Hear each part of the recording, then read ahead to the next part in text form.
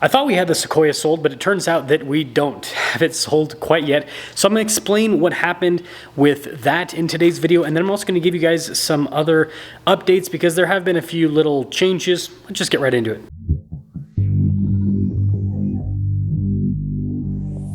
When it comes to the Sequoia, I posted a video saying that I'm going to be selling the car, and I had a bunch of people reach out and say that they are interested in the car.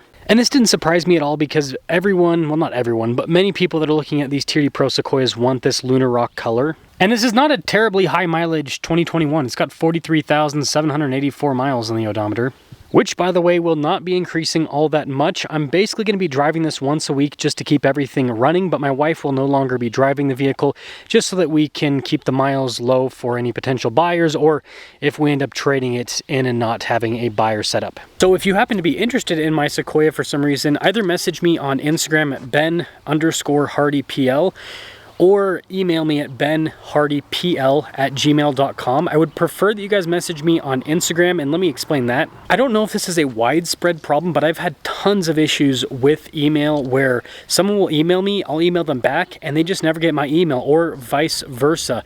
And it's really weird because texting seems to be super reliable, messaging on apps like Instagram seems to be really reliable, YouTube, comments seem to be really reliable.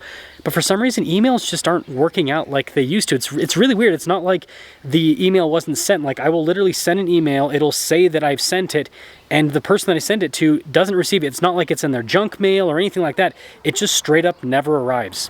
But anyways, email me or message me on Instagram if you are interested. The tires on this car are not brand new, but they are pretty new. It has 2 keys and it is a clean title car. I've been transparent about this little thing the whole time. So this has a damage report on the Carfax. That doesn't mean it's a bad title, just a damage report. Doesn't really mean much. But yeah, I think it's this little thing right here. You can see this piece is kind of warped. It's purely cosmetic. It doesn't cause any issues with the car. And I have PPF on it, so you're not going to get any chipping or anything. And other than that, the car is basically perfect. Like, it's not brand new. Obviously, it has over 40,000 miles, but it's in very good condition. It doesn't have rust issues or anything like that. So it's a nice Sequoia for someone who's looking for a lunar rock TRD Pro. Now, when it comes to the buyers backing out, well, the first person bought another lunar rock TRD Pro Sequoia. It just happened to be closer to where they live, which, I mean, that makes complete logical sense. If I could buy the same car but closer, I'm going to go with that every single time. The other people, I don't exactly know. I wonder if it's like because they were communicating with me via email. I don't know if they just never received my follow-up email, but I basically emailed them over the information they requested, and they just never got back to me, which was kind of strange. So I don't know what's happening there, and that's why I said I think Instagram seems to be better, because everyone that I've talked to on Instagram, they get all the messages that I sent over to them. To close things out on the Sequoia in today's video, I cannot finalize a deal on this car until roughly Labor Day because I have to finalize the deal at the same time that the LX comes in. And I think that could be a holdup for some people because the people that want to buy the car want to buy it now rather than waiting a month. But that's kind of the situation we're in. So in the meantime, like I said, I'm going to drive it once a week just to make sure that everything is continuing to get fluid and all that kind of stuff. I don't want the car to sit for a month. That's not great. And then we are going to get the car completely cleaned out and detailed so that it's nice for the next person. Now, when it comes to other updates, I'm going to be daily driving the new 392 since we're not going to be putting miles on the Sequoia. So I should have some good update videos on this in the near future. I don't know the exact mileage amount that I'll have after the next month of daily driving the 392.